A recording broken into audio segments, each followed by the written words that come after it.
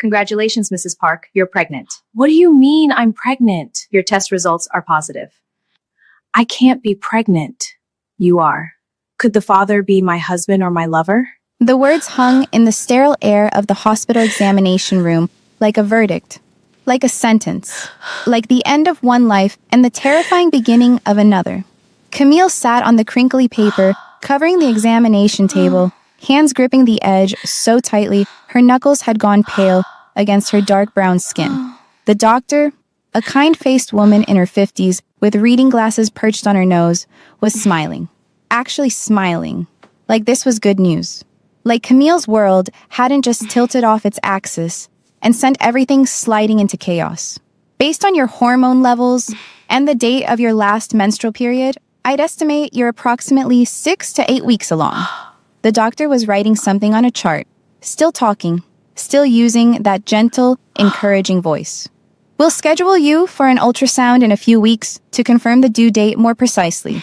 But for now, how precise can you be? Camille heard herself interrupt, her voice coming from somewhere far away. About the conception date, how precisely can you tell me when I conceived? The doctor looked up, reading something in Camille's face that made her expression shift from cheerful to professional concern. Well, conception typically occurs within 24 hours of ovulation, which is approximately 2 weeks before a missed period. So if we're saying you're 6 to 8 weeks pregnant now, that means conception likely occurred 6 to 8 weeks ago, give or take a few days. She paused. Is there a reason you need to know the exact date? Yes, because 6 weeks ago, she was still occasionally sleeping with her husband. Once, maybe twice that month when he deigned to touch her. And 6 weeks ago, she was also already involved with Jae-sung. Their affair well underway. Their connection deepening with every stolen moment. 6 to 8 weeks meant it could be either man's baby. No reason, Camille lied, the words tasting like copper in her mouth. I like to be precise about things. The doctor didn't look convinced, but didn't push. Instead, she handed Camille several pamphlets about prenatal care, a prescription for prenatal vitamins, and a cheerful pink folder embossed with a stork carrying a bundle. The first trimester can be challenging, the doctor was saying, her voice fading in and out like a radio with bad reception. Morning sickness, fatigue, mood swings, all completely normal.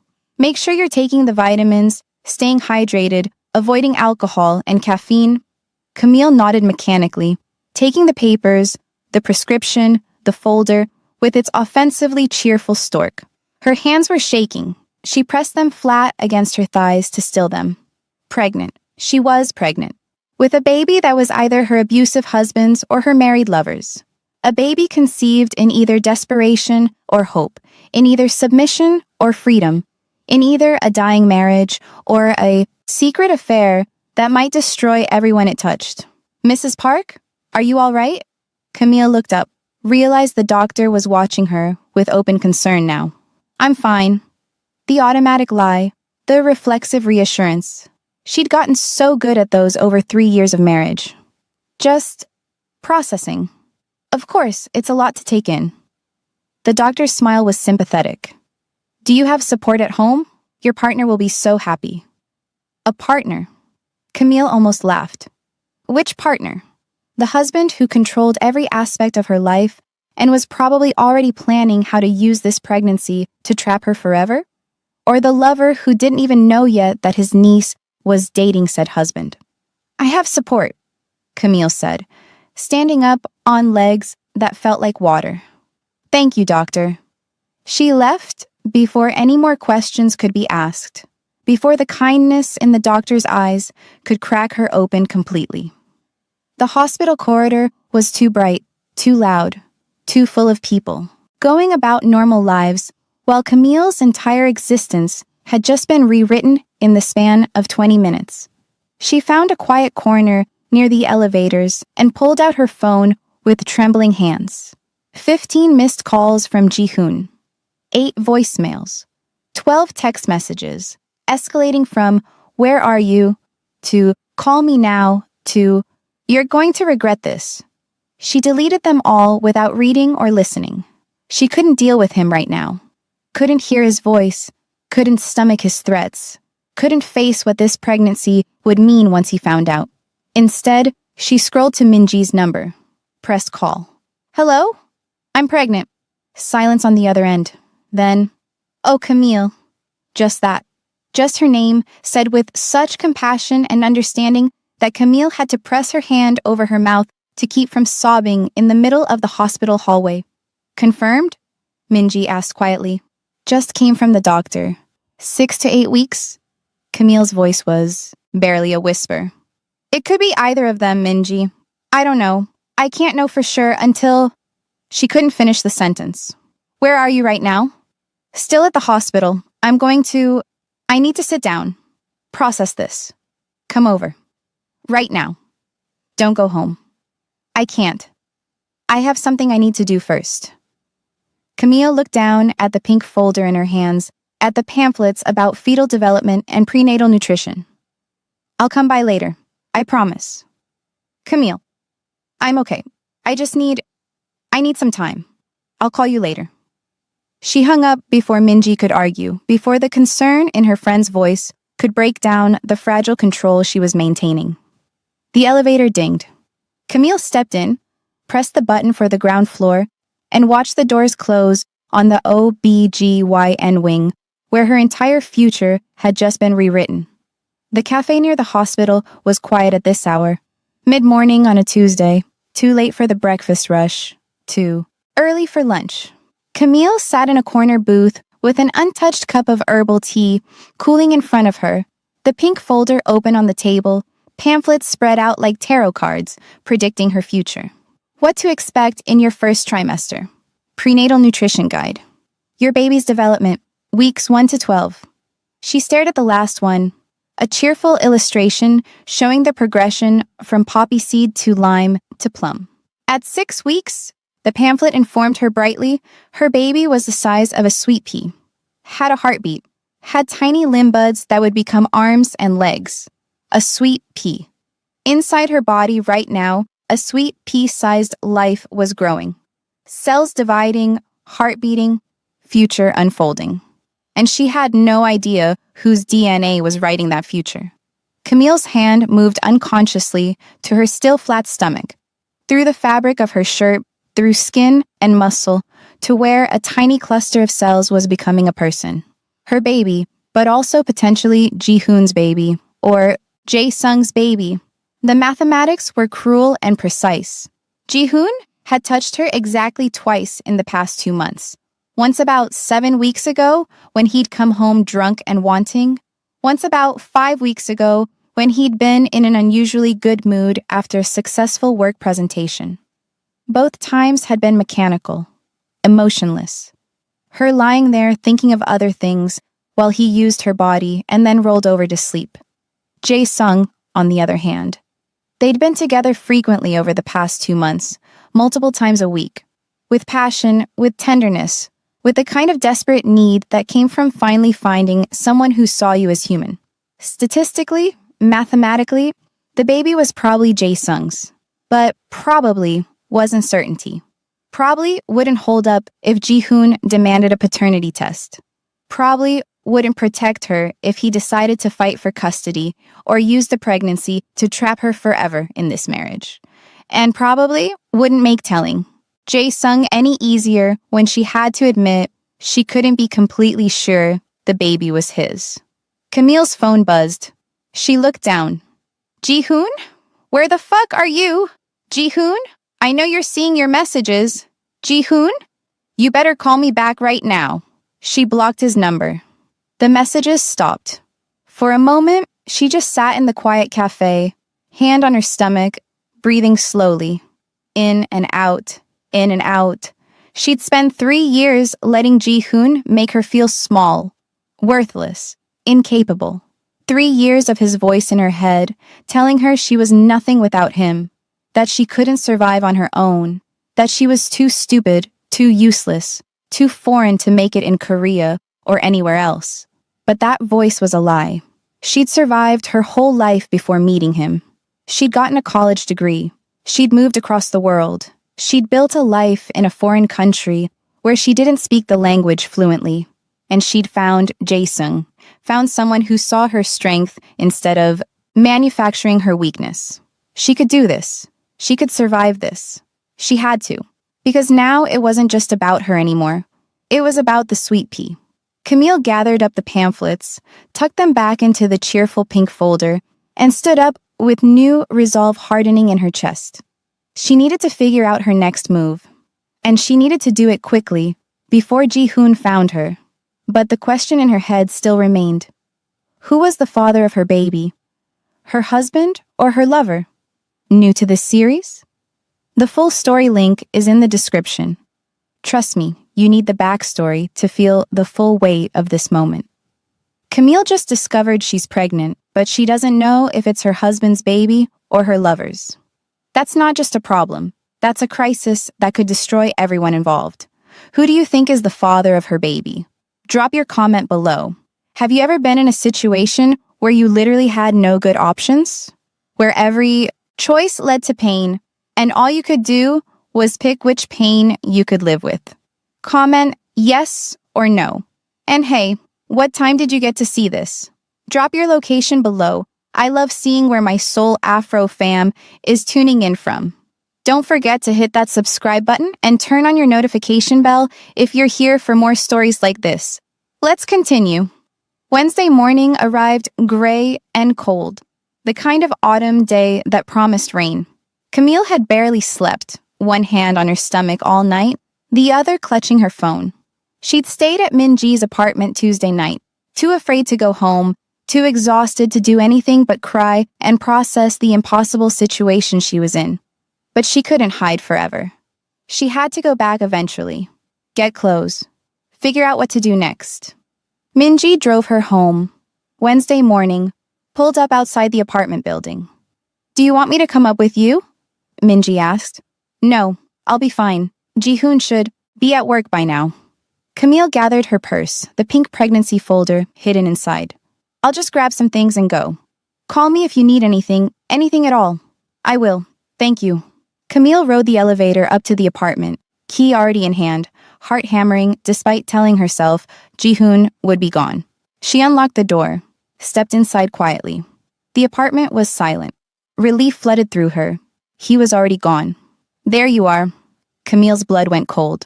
Ji-hoon emerged from the bedroom, still in pajama pants and a t-shirt, clearly not having left for work yet. His expression was cold, calculating. Where have you been? Out, with Min-ji. Camille stayed near the door, ready to leave if she needed to. For 2 days? Without telling me?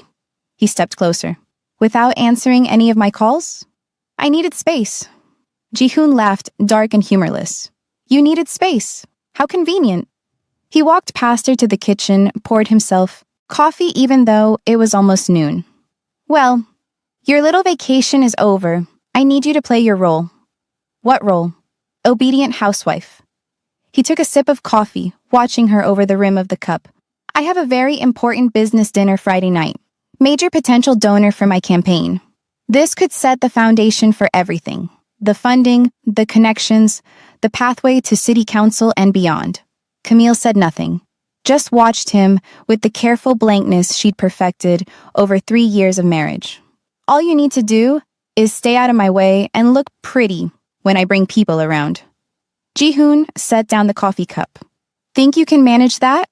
Or is even that too much to ask? The mockery in his voice was familiar. The casual cruelty. The way he made her feel small with just a few words. Few weeks back, it would have worked. She would have apologized, made herself smaller, tried to please him. But she didn't say anything. He walked back to the bedroom to get dressed, leaving Camille standing in the living room, hand unconsciously moving to her stomach. She waited until she heard the bedroom door close, then quickly moved to the guest room, grabbed her laptop, some clothes, important documents, packed them into a bag as quietly as possible. By the time Ji-hoon emerged, now dressed in expensive slacks and a button-down shirt, looking every inch the ambitious politician, Camille was sitting on the couch pretending to read a book. I'll be out most of the day, he said, checking his appearance in the hallway mirror. Don't wait up. He left without saying goodbye. without asking how she was, without noticing the slight swell of tears in her eyes or the way her hand kept moving to her stomach. The door closed. Camille sat in the silent apartment for a long moment, then reached for her phone. She needed to hear Jae-sung's voice, needed to feel connected to something good and real and safe. She dialed his number. He answered on the second ring. Camille. Just her name, but the warmth in his voice made her throat tight. Hi. Her voice came out smaller than she intended. Are you free? I was wondering if maybe we could have dinner tonight. Somewhere outside? There was a pause. I wish I could. I'm having dinner with my niece tonight. It's very important to her. She really needs this family time with me. Of course, he had family obligations, a life outside of their stolen moments. Oh, that's okay. I understand. Would you want to come over instead? Jae-sung's voice was gentle. I'd love for you to meet her someday. She's important to me. Meet his niece? When Camille was pregnant and didn't know whose baby she was carrying? When everything was falling apart? No, I don't want to disturb your family moment. Camille forced herself to sound normal. Spend time with her. She needs you. Are you sure? You sound sad. I'm fine. Really. Enjoy your dinner. I love you. She hung up before he could respond, before the emotion in her voice could betray how very not fine she was. For a long moment, Camille just sat there staring at her phone. Jae-sung was having dinner with his niece tonight. Family time. Normal, healthy family time. And she was sitting alone in an apartment that felt like a prison, pregnant with a baby that might belong to her abuser of a husband, with no idea how to untangle the mess her life had become. Her phone was still in her hand. She wanted to call him back, tell him everything, beg him to come get her, but she couldn't. Not yet. Not until she figured out what to do about the pregnancy, about Ji-hoon, about everything. Camille lay down on the couch, pulled a throw blanket over herself, and closed her eyes. Just for a little while. Just until she could think clearly again. Within minutes, exhaustion pulled her under into fitful sleep, one hand still resting on her stomach where the sweet pea was growing. Wednesday evening, Jae-sung's penthouse was immaculate, as always. Modern minimalist design with clean lines, expensive furniture, and floor-to-ceiling windows showcasing Seoul's glittering skyline. But tonight, it felt different, warmer. Because Yuna was here. She'd been fluttering around for the past hour, helping him set the table, arrange the food he'd ordered from one of Seoul's finest restaurants, making sure everything was perfect for her boyfriend's arrival. Uncle, is this right? Yuna adjusted the placement of chopsticks for the third time, her delicate features scrunched in concentration. Should the soup spoons be on this side or the other? Jae-sung watched his niece with fond exasperation. He'd raised her from the time she was 15, after his brother, her father, had died, watched her grow from a grieving teenager into this beautiful, hopeful young woman who still believed the best of people. Sometimes that optimism worried him. The world wasn't kind to people who believed too easily. It's perfect, Yuna. Stop fussing. She smiled at him, that bright smile that reminded him so much of her father. I just want tonight to go well. I really want you to like him, Uncle. I know. Jae-sung poured them both tea, gestured for her to sit down. Tell me about him. Really tell me, not just the surface things. Yuna's whole face lit up. He's amazing, smart, ambitious, caring. He wants to make a real difference in this city through politics. He has all these ideas about improving social programs, helping working families. Uh-huh. Jae-sung listened, but what he heard beneath her words worried him. She was in love. Deeply. The kind of love that made people blind to red flags. He's just waiting until his divorce is final before we can really be together publicly. It must be so hard for him, being stuck in that marriage. How long has he been finalizing this divorce? A few months. But these things take time, right? Especially when the other person is being difficult. Warning bells. Jae-sung had heard this story before. Married men who were almost divorced, but never quite seemed to finalize it. Have you met his wife? No, he says she's very bitter about the divorce. I don't want to make things worse for him. More warning bells. Yuna, I'm just going to ask you directly. Are you absolutely certain this man is who he says he is?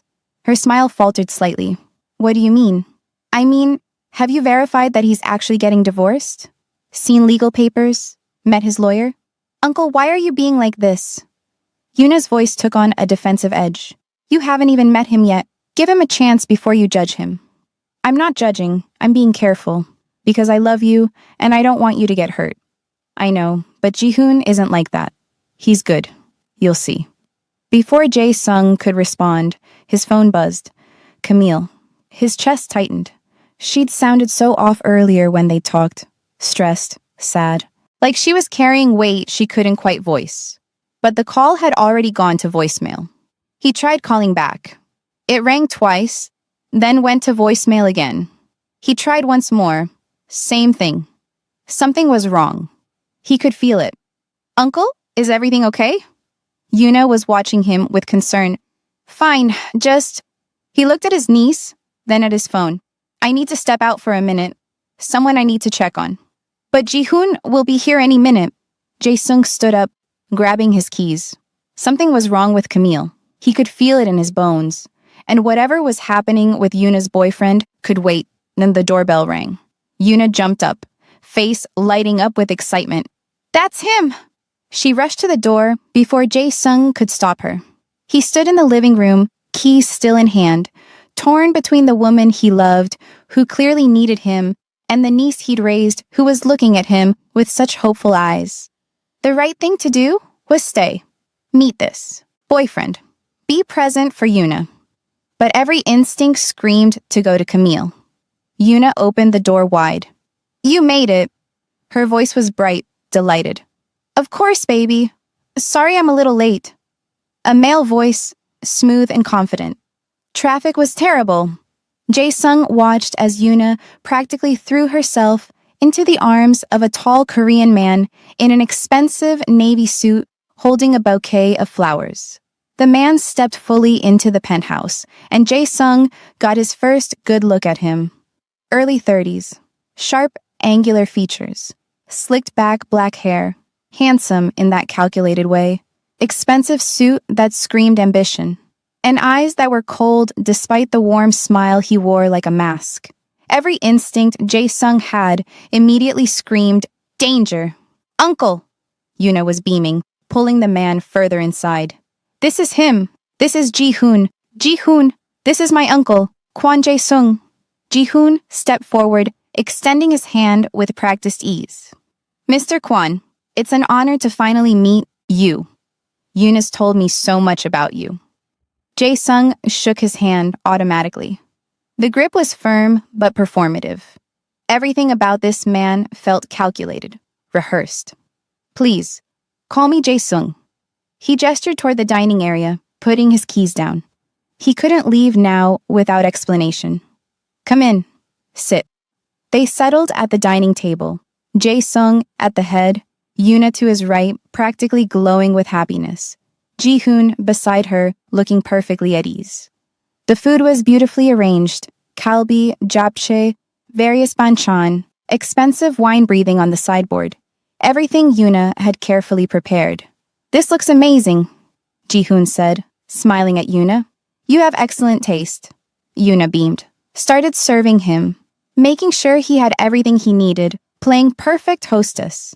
And Jae-sung watched, every movement, every word, every micro-expression. This man was wrong. Everything about him set off alarm bells. So Ji-hoon, Jae-sung said, picking up his chopsticks with deliberate calm. Tell me about yourself. What do you do? I'm in politics. Ji-hoon's smile was confident, practiced. Running for city council in the upcoming election, I'm building a platform focused on economic development and social programs for working families. Ambitious. Jae-sung took a bite of kalbi, chewed slowly. City council races are quite competitive. They are, which is why I'm starting to build the right connections now. Ji-hoon leaned back slightly, completely comfortable. The right partnerships can make all the difference in a successful campaign. Interesting choice of words. Partnerships, not supporters. And what kind of partnerships are you looking for? The kind that benefit everyone involved. Ji-hoon took a sip of wine, I believe in mutual success. You help me, I help you. That's how the world really works, isn't it? That's one philosophy. Jae-sung set down his chopsticks. Yuna mentioned you're going through a divorce. The question landed like a stone in still water. Yuna's smile flickered.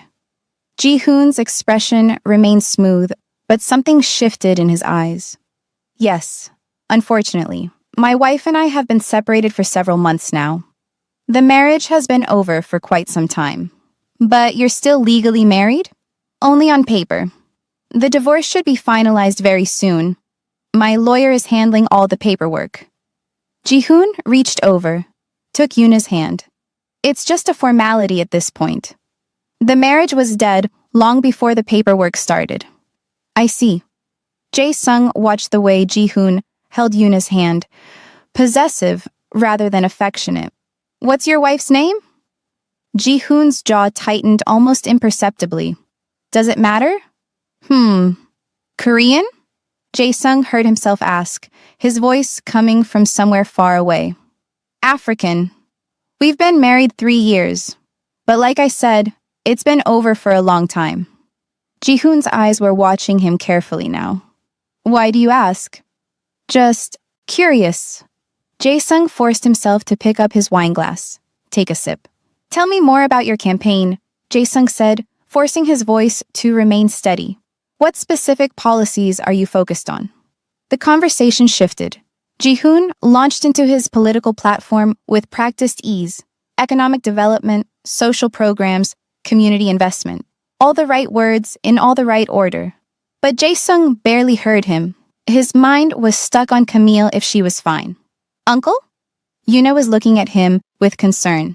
You haven't eaten much. Is the food okay? It's perfect. He forced a smile. Just thinking about work. Sorry. Continue, Ji-hoon. You were saying about the social programs? As Ji-hoon talked, Yuna listened with adoring attention, and Jae-sung watched this performance with growing certainty. After they'd eaten, after the wine had been poured, and the conversation had turned to lighter topics, Ji-hoon leaned forward with that calculated smile. Jae-sung, I know Yuna's told you I'm looking for supporters for my campaign. I'd like to talk to you about that, if you're open to it. I'm listening. Your business, import-export, correct? Yes? That must require careful navigation, international regulations, customs procedures, permits, a lot of bureaucratic complexity. The implication was clear. Ji-hoon knew or suspected that Jae-sung's business wasn't entirely legal. I have good lawyers, Jae-sung said mildly. I'm sure you do, but even the best lawyers can't navigate everything. Ji-hoon's smile widened slightly. Some things require political relationships, friends in the right positions who can make sure regulations are interpreted favorably. There it was, the real pitch.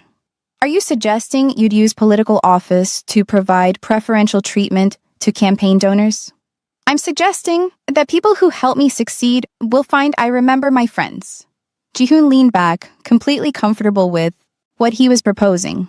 Politics is about relationships, Jae-sung. You scratch my back, I scratch yours. Everyone wins. Corruption. Open, blatant corruption. And he was saying it with Yuna sitting right there, believing her boyfriend was a crusader for working families.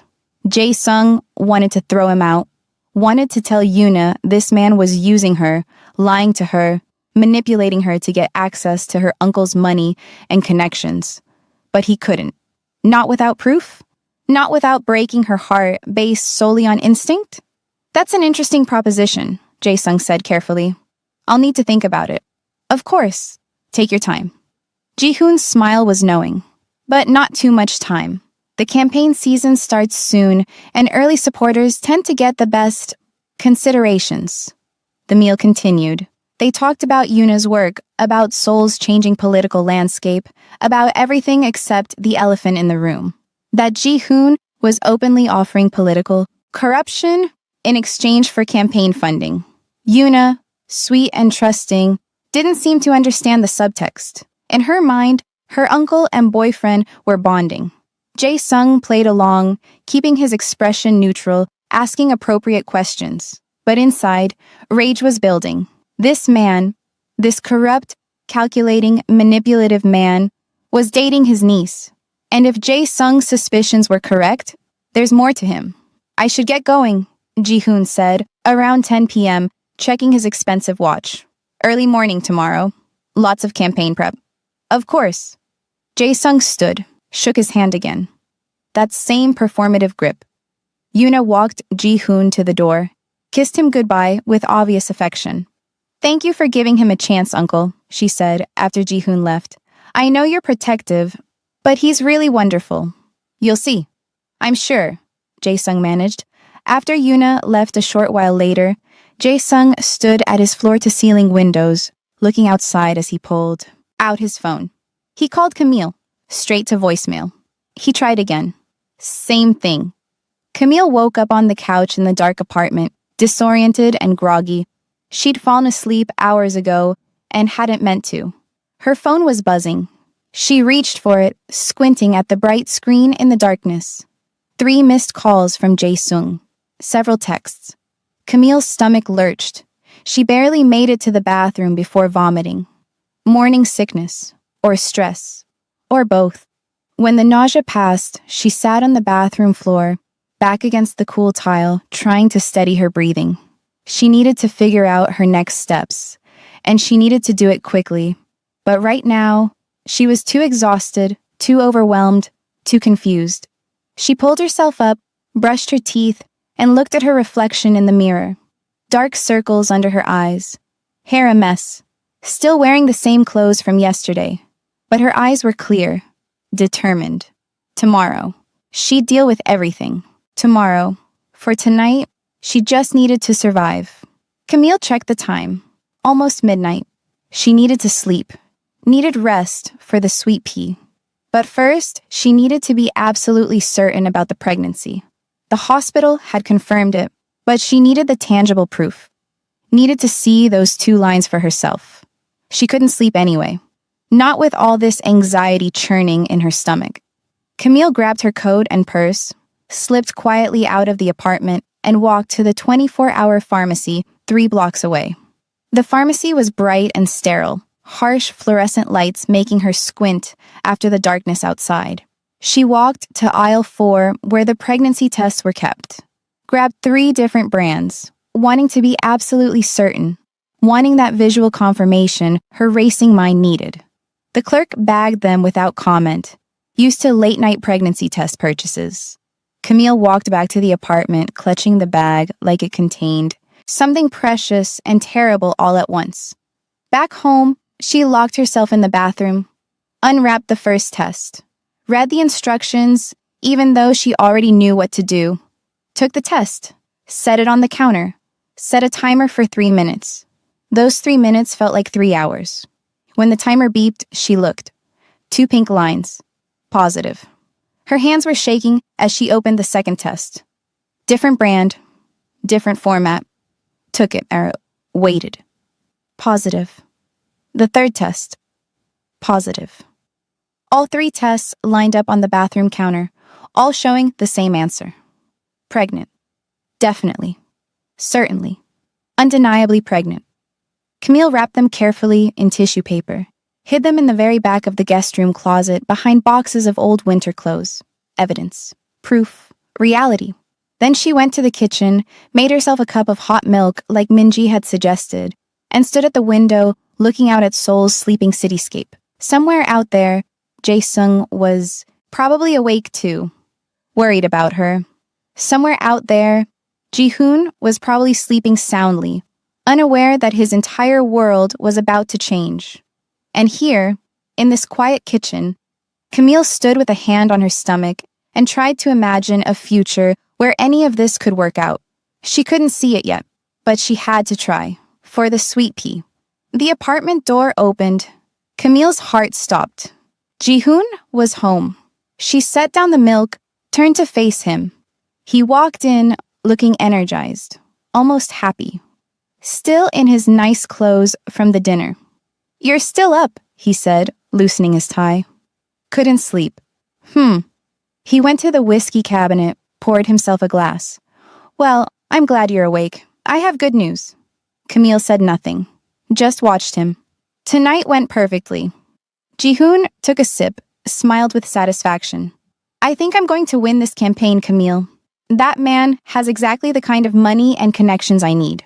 And he's clearly involved in some shady import-export business that needs political cover. Camille was really uninterested. Everything is falling into place. He drained the glass, set it down. I'm going to bed. Don't stay up too late. He walked to the bedroom without another word. The bedroom door closed. Camille stood there as she grabbed her phone, turned it back on just long enough to send one text to Jae-sung, but she didn't. Then she turned the phone off again, crawled into the guest bed fully clothed, and tried to breathe through the panic. Tomorrow. She'd figure out what to do tomorrow. Tonight, she just needed to survive until morning. Jihoon was in his home office, reviewing notes about potential donors when the doorbell rang. He frowned, checking his watch. He wasn't expecting anyone. Probably a delivery, or one of those annoying door-to-door salespeople. The doorbell rang again. Insistent. Annoyed, Jihoon got up and walked to the door. Two people stood there, a man and a woman in business attire, professional and serious. Each held a leather folder. Park Jihoon? The woman asked. Yes? We're from Min and Associates Law Firm. She pulled out an envelope from her folder. We're here to serve you divorce papers on behalf of your wife, Park Camille. The world stopped. Time seemed to slow down as Jihoon stared at the envelope being held out to him, his brain refusing to process what he was hearing. What? You've been officially served, Mr. Park. The man pulled out a second document. This is your copy of the divorce petition. Court date and all relevant details are included. You have 30 days to respond through your own legal counsel. This is a mistake. Jihoon's voice sounded strange to his own ears. My wife wouldn't... The petition was filed yesterday at 3:15 p.m. by Attorney Min on behalf of Mrs. Park. The woman's voice was professionally neutral. As of this moment, you have been legally served. She placed the envelope in his hands. Jihoon stood there holding it, staring at the official legal document with the court seal, unable to make his brain work. If you have questions, you can contact the firm directly. Contact information is on the first page. The woman nodded politely. Have a good day, Mr. Park. They left. Just walked away down the hallway like they hadn't just detonated a bomb in the middle of his perfectly planned life. Jihoon stood in the doorway, papers in hand, his mind blank with shock. Then he walked back inside on autopilot, closed the door, stood in the living room, opened the envelope with hands that had started to shake. Petition for divorce. Petitioner, Park Camille. Respondent, Park Jihoon. Grounds for divorce. Irreconcilable differences. Emotional and psychological abuse. Financial control and economic abuse. Spousal coercion. Petitioner. Requests. Dissolution of marriage. Equitable division of marital assets. Temporary spousal support during proceedings. Full legal separation, effective immediately. Court date. January 28th, 2026, 10 a.m., Seoul Family Court, District 4. Jihoon read through the petition once, twice, 3 times. Each time, the words seemed more impossible. Abuse? She was accusing him of abuse? Financial control? He'd provided for her, given her everything. Division of assets? She wanted half of what he had earned? The shock began to crystallize into something else. Something colder, harder. Rage. Pure incandescent rage. She actually did it. That bitch actually filed for divorce.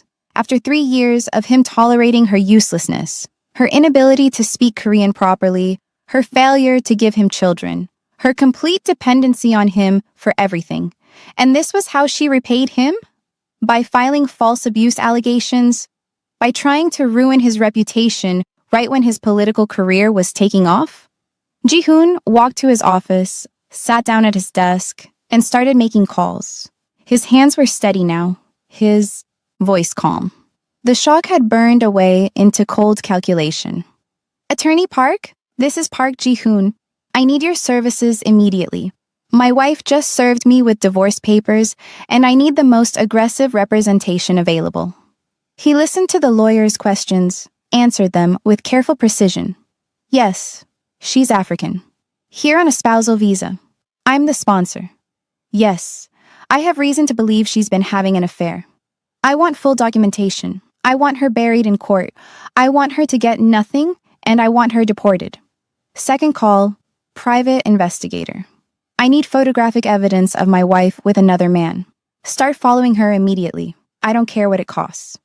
Third call, his contact at Immigration Services. Hypothetically, if a spousal visa holder files for divorce and the sponsor withdraws support, what's the timeline for deportation proceedings? The answer, immediate processing. She'd have 30 days to leave the country once he withdrew. Sponsorship. Perfect. Fourth call, his political consultant. I need damage control strategy. My wife just filed for divorce with abuse allegations. I need this spun so I come out as the victim. Stable Korean man betrayed by unstable foreign wife. By the time he was done, Ji-hoon had assembled a complete strategy for destroying Camille. She thought she could leave him, thought she could accuse him of abuse and take half his money. She had no idea who she was dealing with. He had money, connections, power, and most importantly, he had control over her visa, her entire legal right to exist in this country. He'd crush her systematically and completely. And when he was done, she'd be deported back to LA with nothing but the clothes on her back and the memory of thinking she could ever leave him. Ji-hoon looked at the divorce papers spread across his desk. A cold smile spread across his face. Game on, Camille. Game on. Camille had barely slept after sneaking back to Minji's apartment in the middle of the night. She'd left, then before Ji-hoon woke up, unable to be in that apartment for one more second. Now, she sat in Minji's guest room, staring at her phone. She turned it on just long enough to see the messages from Attorney Min confirming the divorce papers had been served. Ji-hoon knew now. The papers had been delivered an hour ago, which meant he was probably raging, planning his counterattack, sharpening every weapon he had. Camille should have felt afraid. Instead, she felt oddly calm. The worst had happened. The papers were served. There was no going back now. What are you going to do today? Minji asked from the doorway, holding 2 cups of ginger tea. I need to go to the hospital. Camille took the tea gratefully. Get another confirmation. More detailed testing about the pregnancy. Do you want me to come with you? No, I'll be fine. It's just routine tests. Are you going to tell Jae-sung today? Camille's hand moved to her stomach. I don't know. Maybe. I need to figure out what to say first. After Minji left for work, Camille got dressed and took a taxi to Seoul Memorial Hospital. Different hospital from the first test. She wanted a second opinion. Wanted more precise information about conception timing. Wanted to gather as much data as possible before she told anyone about the pregnancy. The OB/GYN wing was on the 4th floor. She rode the elevator up, checked in at reception, filled out forms. Mrs. Park? A nurse called her name. This way, please. More tests, more blood drawn, more questions. Based on your hormone levels, I'd estimate you're approximately 7 weeks pregnant, the doctor said, reviewing her chart. We can schedule an ultrasound for next week. You should be able to see the heartbeat by then. Can you narrow down the conception date any more precisely? The doctor looked up. Conception likely occurred 7 weeks ago, plus or minus 3 to 4 days. Is there a reason you need more precision? Just trying to plan, Camille lied. After the appointment, she was given yet another folder of information, another prescription for vitamins, another schedule of appointments. She left the doctor's office and walked slowly down the corridor, processing. 7 weeks, plus or minus a few days. Still not precise enough to know for certain. She'd need that paternity test. At 9 weeks, the doctor had said. Just 2 more weeks of uncertainty. Camille was so lost in thought that she didn't see the woman until it was too late. She turned a corner at the exact same moment someone else turned from the opposite direction. They collided hard, shoulder to shoulder, foreheads cracking together with enough force to make stars explode behind Camille's eyes. Ow! She stumbled backward, hand flying to her forehead where a sharp pain bloomed. They both looked up at the same moment and froze. Camille found herself staring at a young Korean woman, mid-20s, delicate features, large dark eyes, porcelain skin. Beautiful in that classic way, like she'd stepped out of a K-drama. Long, straight black hair, small frame, rose-colored blouse and jeans. A face she felt she had seen somewhere. But something about the way this woman was looking at her, like she knew she should know Camille but couldn't place her, made Camille's stomach twist. They stood there in the hospital hallway, both still holding their heads, both staring at each other. Wait, stop, rewind. Did that just happen? Camille and Yuna just bumped into each other. In a hospital, in the OBGYN wing, both holding their heads, both staring at each other. Prediction time. Do you think Yuna is pregnant too? What is she also doing there? Will they figure out who each other is during this confrontation? What happens when Ji-hoon finds out Camille filed for divorce? Who do you think is the father of Camille's baby? Drop a fire emoji if you think. This collision is about to expose everything. Drop a broken heart if you think both women are pregnant by the same man, or if you think Yuna is pregnant as well. Drop a warning emoji if you think Ji-hoon is about to find out about Jae-sung. Or are you just here for the absolute chaos? Drop your wildest predictions below. Where are you watching from? Comment your country plus your theory about what happens next. Team Jae-sung or Team Fresh Start alone? Let me know. If you're not subscribed, subscribe now and turn on those notifications bell, because when this powder keg explodes, you do not want to miss it. Thank you for being here, for riding with Camille through every impossible choice, for supporting these stories, for being the sole Afro Stories fam. Your comments, your theories, your support, it means everything. Part 5 is coming soon, and I promise you, nobody is ready for what's about to happen. See you in the next one. Stay blessed.